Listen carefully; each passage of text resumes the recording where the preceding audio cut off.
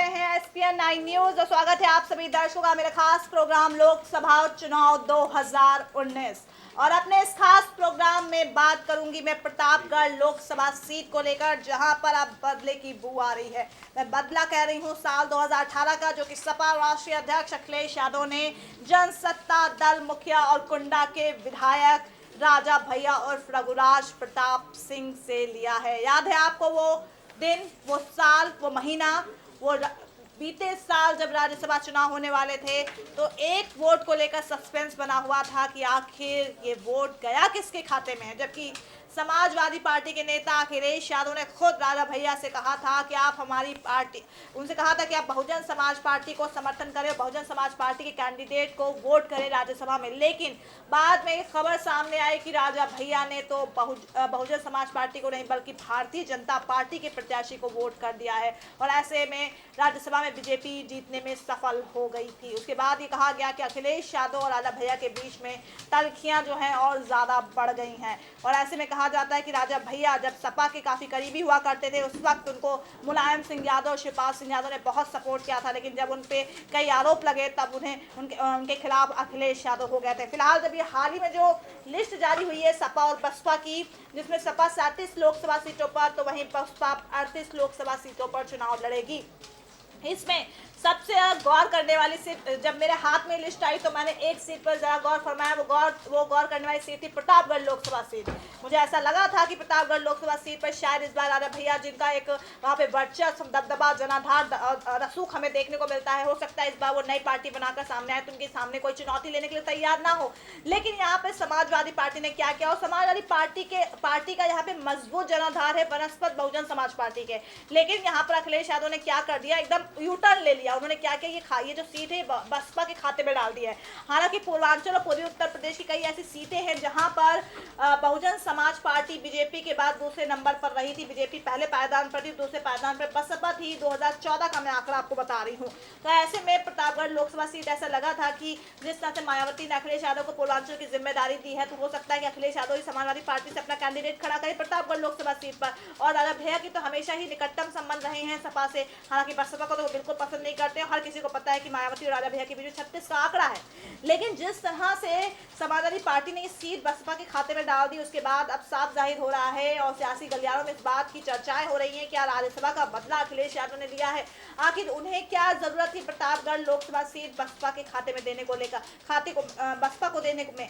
ऐसे में बसपा का जो वहां पर अब देखना ये है कि बसपा ने लास्ट टाइम यानी कि 2014 में मुस्लिम प्रत्याशी को खड़ा किया था और निस्संदेह उन्हें भी अच्छे वोट मिले थे। लेकिन जिस तरह से वहां पर कहा जा रहा है कि मुस्लिम, दलित और यादव, अगर ये 3 वोट बैंक एक हो गए तो बहुत मुश्किलात में आ सकते हैं राजा भैया, क्योंकि उन्होंने तो पहले ही वहां पर उम्मीदवार की घोषणा कर दी है कि उनके चचेरे भाई अक्षय प्रताप सिंह इस सीट से चुनाव लड़ेंगे लोकसभा का। हालांकि 2004 में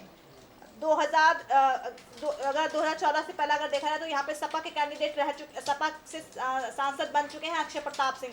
लेकिन कुल मिलाकर जिस तरह से अक्षय प्रताप सिंह के लिए मुश्किलें पैदा होंगी तो वहीं राजा भैया के लिए सबसे ज़्यादा मुश्किलें पैदा होंगी, क्योंकि बहुजन समाज पार्टी को हम कम नहीं आंक सकते हैं। क्योंकि जिस तरह से मायावती के खाते में सीट गई है उसने साफ साफ बता दिया कि अखिलेश यादव ने बहुत बड़ी डिप्लोमेसी खेली है कि वो अपने आप को बुरा नहीं बनाना चाहते हैं। क्योंकि राजा भैया ने जब बीजेपी को वोट दिया था लास्ट ईयर के 2018 में राज्यसभा चुनाव को लेकर, तब उस वक्त अखिलेश यादव ने एक ट्वीट किया था राजा भैया को लेकर, लेकिन बाद में उन्होंने वो ट्वीट हटा लिया था। हालांकि उस ट्वीट में इस बात का जिक्र किया गया था कि उन्होंने राजा भैया को निशाने पर लिया था। यानी कि कुल मिलाकर अखिलेश यादव और राजा भैया के संबंध उसी वक्त से तल्ख हो गए थे। अब जिस तरह से राजा भैया ने खुद पार्टी बनाई है तो जाहिर सी बात है कि अब बसपा के हाथ में सीट चले जाने से कहीं ना कहीं मुश्किल में पड़ रही है अब राजा भैया की पार्टी। और क्यों ऐसा हो रहा है वो मैं आपको बताती हूँ। जिस तरह से बसपा सुप्रीमो मायावती और राजा भैया की सियासी लड़ाई किसी से छुपी नहीं है। मुलायम सिंह यादव और शिवपाल सिंह यादव ने हमेशा ही राजा भैया की सहायता हर वक्त की है।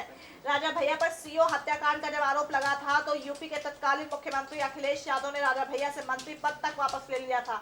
इसके बाद सीबीआई जांच में राजा भैया पर सभी लगे आरोप गलत पाए गए और लेकिन अखिलेश यादव और राजा भैया के संबंधों पर मंत्री पद जाने का प्रभाव साफ दिखने लगा था। उस वक्त ये कहा गया था कि दोनों नेताओं के बीच में अब शायद उतनी बेहतर की ट्यूनिंग नहीं रही जो कि हुआ करती थी। और यूपी में सीएम योगी आदित्यनाथ की सरकार बन जाने के बाद राज्यसभा चुनाव हुआ था और अखिलेश यादव के कहने के बावजूद भी राजा भैया ने बसपा प्रत्याशी को वोट नहीं दिया, जिसके बाद अखिलेश यादव ने राजा भैया को लेकर ट्वीट किया था और बाद में ट्वीट हटा लिया था। और राजा भैया ने कभी सार्वजनिक तौर पर यह स्वीकार नहीं किया था कि उन्होंने किसे वोट दिया है। हालांकि जब उनकी योगी आदित्यनाथ से मुलाकात हुई थी वोट देने के बाद, तब उनसे मीडिया ने पूछा था आपने किसको वोट दिया, तो उन्होंने कहा मैं समाजवादी पार्टी को मैंने वोट दिया है, मेरा वोट उन्हीं को जाएगा, मैंने और किसी पार्टी को वोट नहीं दिया। इसके अलावा उन्होंने कहा था कि सीएम योगी से मेरी इस बारे में कोई मीटिंग नहीं हुई है, हमारी कुछ और बातों को लेकर चर्चा हुई है, लेकिन उन्होंने अपने वोट के बारे में मीडिया को भी कोई जानकारी नहीं दी कि आखिर उन्होंने किसे वोट किया। लेकिन जब वहां पर पूरा रिजल्ट सामने आया तो साफ साबित हो गया कि राजा भैया ने बसपा को नहीं बल्कि भाजपा को वोट दिया था राज्यसभा में। और ऐसे में बसपा सुप्रीमो मायावती ने भी राजा भैया के मतदान को लेकर एक बयान दिया था, जिस पर भी काफी सियासी हलचल हुई थी। और फिर ऐसे में अब कहा जा रहा है कि अखिलेश यादव ने राजा भैया से राज्यसभा का बदला ले लिया है। और प्रतापगढ़ सीट जो है यहाँ पर सपा का अच्छा जनाधार है। प्रतापगढ़ में यादव और मुस्लिम की संख्या कम नहीं है। बसपा के इस सीट से चुनाव लड़ने से राजा भैया के लिए राह आसान नहीं होगी और कभी सपा के खास रहे राजा भैया को स्थानीय सपा नेताओं से अपने संबंध ऐसे हैं कि ऐसे में सपा अगर इस सीट से चुनाव लड़ती तो गठबंधन को अधिक फायदा हो सकता था। जाहिर सी बात है कि सपा से नजदीकी संबंध रहे हैं राजा भैया के, वो पहले भी समाजवादी पार्टी का हिस्सा रह चुके हैं, हालांकि अब वो एक नई पार्टी के मुखिया बन गए हैं। तो ऐसे में सपा को यहाँ से उम्मीदवार खड़ा करना चाहिए था, लेकिन हो सकता है अखिलेश यादव यहाँ से उम्मीदवार इसलिए खड़ा करना चाहते हो क्योंकि अब राजा भैया से सीधी सीधी उनकी लड़ाई होती है, वो लड़ाई करना नहीं चाहते थे, इसीलिए उन्होंने बीच में बहुजन समाज पार्टी को ला दिया कि मैं वो साइड हो गए। अब यहाँ पे सीधी सीधी लड़ाई किसकी होगी, राजा भैया और मायावती की। और लड़ाई दोनों के बीच इतनी जबरदस्त है कि हर कोई इस बार जब वहां पे वोटिंग होगी तो हर किसी की नजर प्रतापगढ़ लोकसभा सीट पर भी जरूर होगी कि आखिर यहाँ से जीता कौन, क्योंकि राजा भैया बाहुबली है उत्तर प्रदेश के, हर उनका वर्चस्व हर कोई जानता है। कुंडा का गुंडा भी उन्हें कहा जाता है। और जिस तरह से उनकी एक तूती बोलती है प्रतापगढ़ कुंडा में और उसके आसपास के क्षेत्रों में, उससे साफ साबित हो रहा है कि अगर वो राजा भैया के हाथ से सीट खिसकी तो कहीं ना कहीं वो बाहुबल के दम पर राजा भैया इतना अपने आप को चर्चाओं में लाते हैं, जिसके दम पर की पहचान है, उस पर कहीं ना कहीं उंगलियां उठनी शुरू हो जाएंगी। और राजा भैया को यही चिंता अब सता रही है, क्योंकि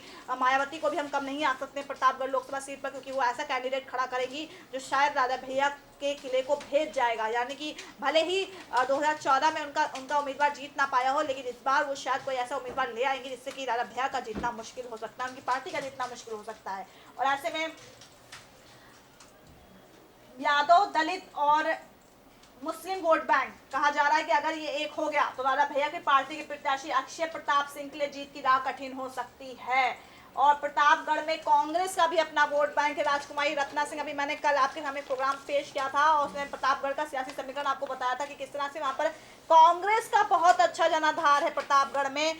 और अब राजकुमारी रत्ना सिंह को इस बार फिर से संसदीय चुनाव का टिकट मिल सकता है, यानी कि उनको लोकसभा का टिकट मिल सकता है, वो यहाँ से चुनाव लड़ सकती है। उनका भी अच्छा खासा जनाधार है। और जो 2014 का आंकड़ा देखने को मिला था उसमें जमीन आसमान का अंतर नहीं है कि बहुत ज़्यादा अच्छे तरीके से अपना दल प्रत्याशी जो थे कुंवर हरिवंश सिंह, उन्होंने बहुत अच्छी जीत दर्ज की हो। हालांकि उनको 3 लाख के लमसम वोट मिले थे, 52% वोटिंग हुई थी प्रतापगढ़ पे, लेकिन जो बसपा के उम्मीदवार थे वो भी पीछे नहीं रहे थे। हरिवंश सिंह से उनको 2,07,567 वोट मिले थे और राजकुमारी रत्ना सिंह 1,38,620 और सपा के जो कैंडिडेट थे उनको 1,20,107। लेकिन प्रतापगढ़ का सियासी समीकरण ये कहता है कि यहाँ पे सबसे ज़्यादा अगर किसी सांसद ने, किसी पार्टी ने राज किया तो वो है कांग्रेस प्रतापगढ़ लोकसभा सीट पे। तो यानी कि इस बार कांग्रेस को भी हम कम नहीं आंक सकते हैं और प्रियंका गांधी भी यहाँ पर राजकुमारी रत्ना सिंह को फिर से टिकट दे सकती हैं।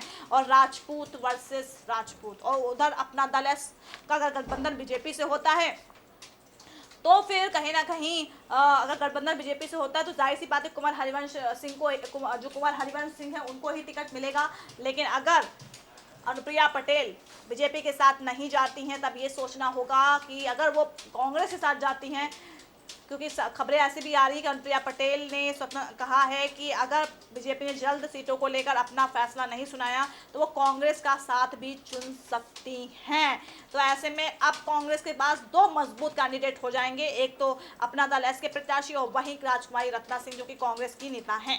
तो अब यहाँ पर कांग्रेस के लिए पशुपेश की स्थिति पैदा हो सकती है कि वो किसको टिकट दे। अब यहाँ पर अंदर खेमे में लड़ाई हो सकती है। अब अनुप्रिया पटेल किन शर्तों के तहत कांग्रेस के साथ गठबंधन करती है ये भी देखने वाली बात है। फिलहाल अभी ये दूर की बात है, क्योंकि अभी बीजेपी का स्टैंड साफ नहीं है और आगामी 26 फरवरी को स्टैंड साफ हो जाएगा। सीटों को लेकर बैठक होगी और बैठक में अमित शाह क्लियर कर देंगे कि वो अपने गठबंधन में सहयोगी दलों को कितनी सीटें देने के लिए राजी हैं और उन सीटों पर अनुप्रिया पटेल या फिर राजभर राजी हैं या फिर नहीं राजी है। लेकिन फिलहाल प्रतापगढ़ लोकसभा सीट का सियासी समीकरण बहुत ज़्यादा दिलचस्प हो गया है। अभी तक तो ये शायद त्रिकोणीय मुकाबला ही था, क्योंकि यहाँ पर एक तरफ सपा बसपा का गठबंधन था तो वहीं बीजेपी थी और राजा भैया की पार्टी थी और एक था प्रियंका गांधी की लॉन्चिंग को लेकर। लेकिन अब यहाँ पर मामला इसलिए दिलचस्प हो गया क्योंकि सपा को कम आंक रहे थे, लेकिन बसपा को हम कम नहीं आंक सकते हैं, क्योंकि बसपा जो है सीधे सीधे अब चुनावी वार करेगी राजा भैया पर। उसकी दुश्मनी बीजेपी और कांग्रेस से भी उतनी नहीं है जितनी कि राजा भैया से है, क्योंकि पोटा लगाया था मायावती ने जब तत्कालीन मुख्यमंत्री थी उत्तर प्रदेश की। तो ऐसे में राजा भैया वो दर्द वो दिन वो भूल नहीं सकते हैं। और मायावती और किस तेवर की है, किस मिजाज की है, वो हर कोई जानता है। तो फिलहाल अब नजर रहेगी कि आखिर मायावती किस उम्मीदवार को टिकट देती हैं। और ये सबसे बड़ी बात होगी कि कहीं ना कहीं अखिलेश यादव ने अपना बदला ले लिया है राजा भैया से, यहाँ इस लोकसभा सीट को अपने खाते से निकालकर बसपा के खाते में डालने पर। नमस्कार।